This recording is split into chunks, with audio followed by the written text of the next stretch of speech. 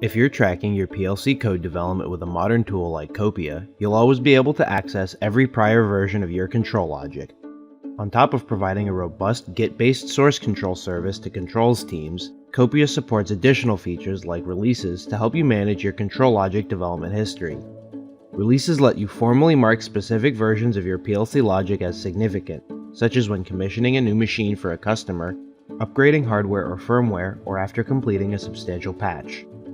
To create a release, open your selected repository in Copia's web app and click on the Releases tab. If you've used commit tags in Copia's desktop app to mark previous commits as significant, a release can be created from any such commit tag in the Tags section. Alternatively, a release can be created without a commit tag from the most recent commit on any branch by selecting the New Release button from the Releases section.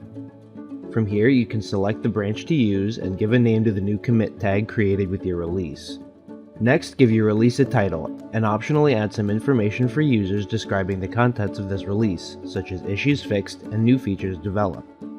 Lastly, select the initial state for your release. Draft for code that may be complete but hasn't been thoroughly tested. Pre-release for code that has undergone most of the required testing but still needs documentation or announcements assembled. Or lastly, stable for a release fully ready for deployment with all prerequisites fulfilled.